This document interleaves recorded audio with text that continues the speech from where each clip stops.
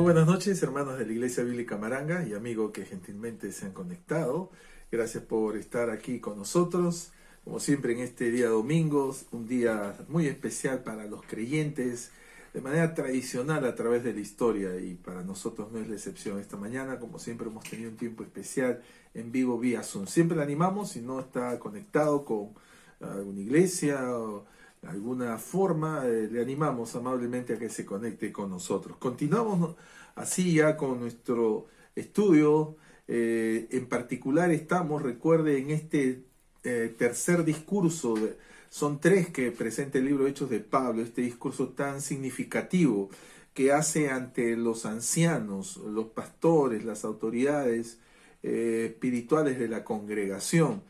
Y allí ante ellos, de manera franca, abierta, clara, transparente, cual declaración jurada ministerial, él está ahí contando y diciendo cómo ha sido su comportamiento. Literalmente dice así, desde que entró, desde el primer día. Y estamos aprendiendo allí varias cosas en cuanto, en particular, a la evaluación del ministerio. Hemos estado preguntándonos cómo medir el ministerio. También nos hemos preguntado, por ejemplo, qué deberíamos enfrentar y evitar, ¿no? Y ahora en esta noche lo que vamos a preguntarnos en unos cuantos versículos de este gran párrafo, la pregunta que nos vamos a hacer es cómo cumplir, qué metas ministeriales deberíamos cumplir. Es una pregunta que hemos hecho varias veces. Ahora recuerdes el contexto, es que Pablo está en esta despedida, ¿no? En otras palabras, entre las muchas metas particulares del ministerio, ¿cuáles son las más importantes, las más esenciales, las prioritarias? De eso se va a tratar. Y en esta noche, en base a los versículos 25 al 28, vamos a intentar responder esa pregunta. ¿Qué metas ministeriales deberíamos cumplir? Mantenemos, como siempre, nuestro título de habeas fides, ¿no es cierto? Tratando de emular eso de esa institución jurídica del habeas corpus, habeas fides. Aquí está mi fe, mi fidelidad. Capítulo 20, versículos 20 al 28. Como siempre, acompáñeme orando unos instantes. Gracias te damos, amado Dios, por este día tan especial que nos das al inicio de la semana, y ahora poder una vez más abrir tu palabra y poder mirarnos en el espejo de ella, en el ejemplo de tu siervo, el apóstol Pablo, como estándares para el ministerio, y recordarnos que hay tantas metas en el ministerio, pero siempre hay algunas prioritarias o más importantes. En esta noche, una vez más, abre nuestros ojos para mirar las maravillas de tu ley. Te lo suplicamos en el nombre de Jesús. Amén. Muy bien, ¿qué metas ministeriales deberíamos cumplir? Así que el contexto, recuerde, Pablo está despidiéndose. Su meta era llevar esta ayuda, esta ofrenda para los hermanos que estaban pasando por un momento de estrechez, los pobres de Jerusalén, en ese sentido. Esa era su meta. Y hemos visto también que, a pesar, hay tantas cosas importantes, mencionamos el último jueves, de que el Espíritu Santo le estaba advirtiendo, avisando, en un sentido literalmente, lo que iba a pasar. Sin embargo, él, desde su conversión, él estaba avisado de eso, y él consideraba un privilegio sufrir por Cristo. Y continúa entonces en esta cual despedida. Y allí va a mencionar, repito, metas ministeriales muy importantes. Y una vez más, hablando de esto de la despedida, ¿no? Qué importante, qué difícil al mismo tiempo tener la conciencia de cuándo concluir, ¿no? Es una pregunta que muchas veces se hacen. Estamos pensando en el sentido, en este caso sí, oficial. No estamos hablando de lo que también pasa, de cuando lamentablemente a veces salen los obreros o los pastores de manera intempestiva, inexplicada o a veces problemática. No estamos hablando de eso, sino estamos hablando cuándo sí deberíamos hacerlo, cuándo es correcto. Y aquí Pablo, reitero, tenía esa conciencia de cuándo concluir. Y él dice en el versículo 25, y ahora he aquí, yo sé, mire qué convicción, yo sé que ninguno de todos vosotros, entre quienes he pasado predicando el reino de Dios, verá más mi rostro. Qué convicción. Así que esto es algo que podemos ver a través de toda la Biblia, ese discernimiento particular de los siervos de Dios, en este caso del apóstol Pablo, que tenía esa convicción que esto sería los últimos instantes. Nunca más le verían en esta tierra, obviamente. Así que esto es importante. Es un momento de pena, pero pena por la separación, pero al mismo momento de paz. ¿Ha notado? Que haya pena por la separación, el no ver los rostros de la gente a quien él amaba, pero al mismo tiempo paz. ¿Por qué? Lo vamos a ver en un instante. Así que este momento de alejamiento debe ser un momento de alejamiento, pero sin remordimiento. A veces estos alejamientos tienen, no es cierto, culpabilidad y responsabilidad. No debe ser así. Muy bien, entonces, ¿qué metas ministeriales deberíamos cumplir? Primero, 2 metas, nada más en estos 4 versículos. Primera meta, la de compartir toda la revelación. Tremendo desafío. Dice el versículo 26, por tanto, yo os protesto, les hago presente en el día de hoy, mire qué enfático, que estoy limpio de la sangre de todos vosotros, de todos, porque no he rehuido anunciaros todo el consejo de Dios.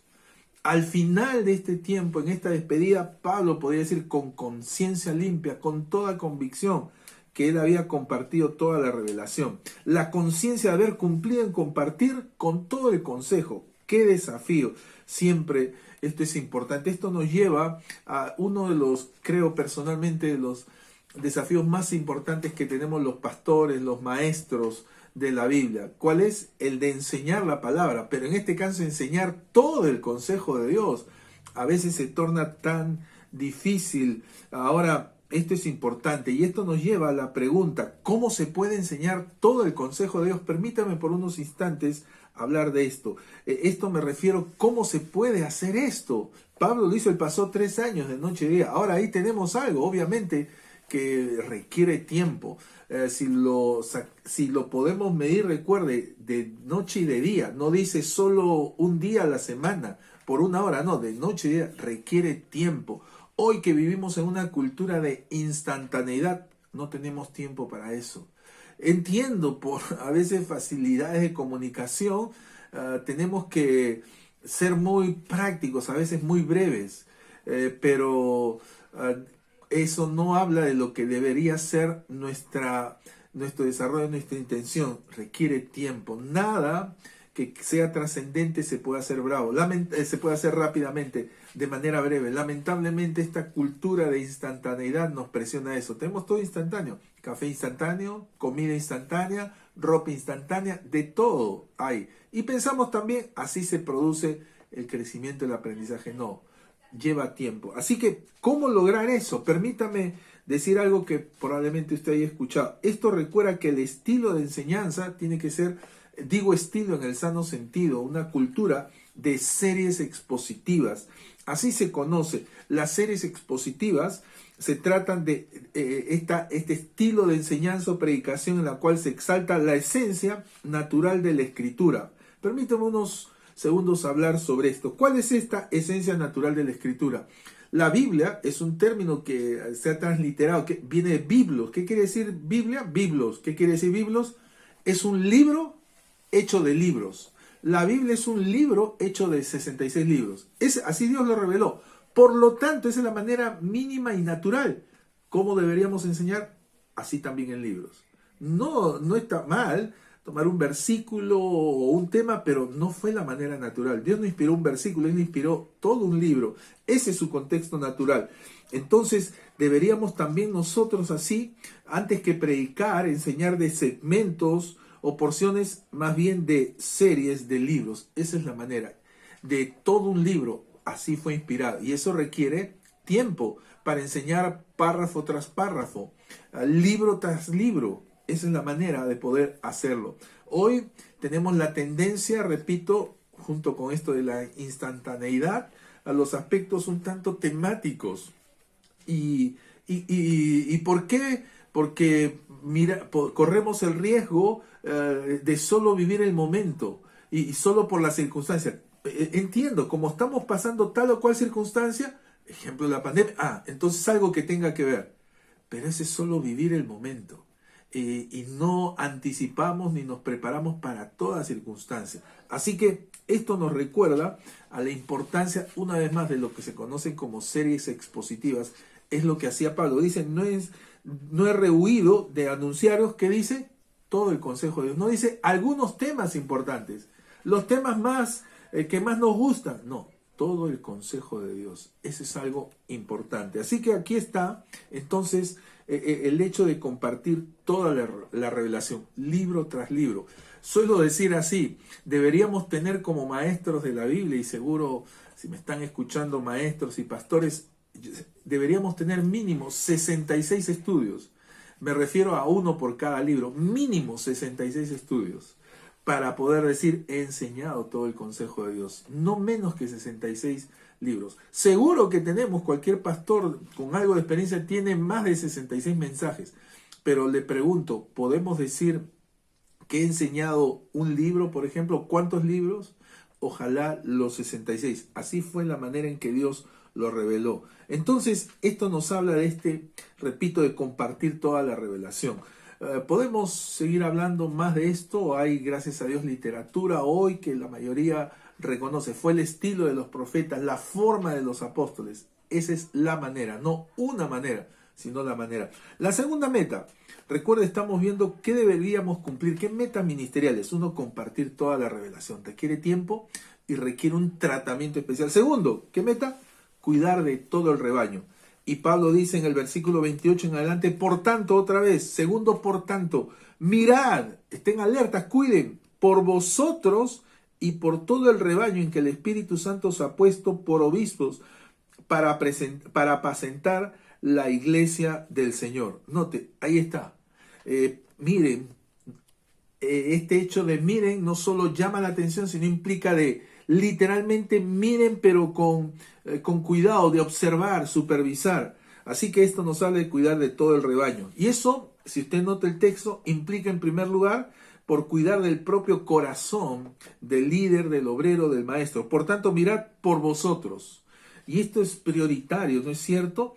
Una comunidad será contagiada, ¿no es cierto?, por el corazón, por el carácter de quienes la conducen.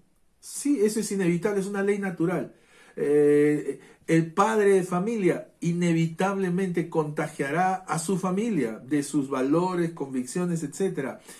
Un presidente de un país inevitablemente contagiará, estoy usando este término, influirá en toda la nación inevitablemente.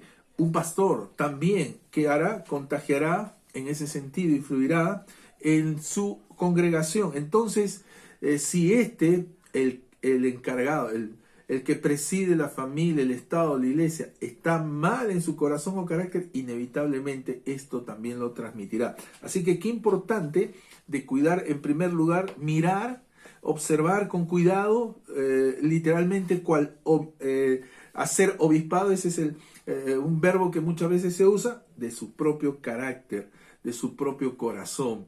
Y un desafío para los maestros, para los pastores. Esto lo hemos dicho tantas veces, en la obra de Dios, en la iglesia, no hay persona más importante que otra. Todos somos iguales, sin embargo hay una posición estratégica. Dios la ha diseñado, la del pastor, por su posición.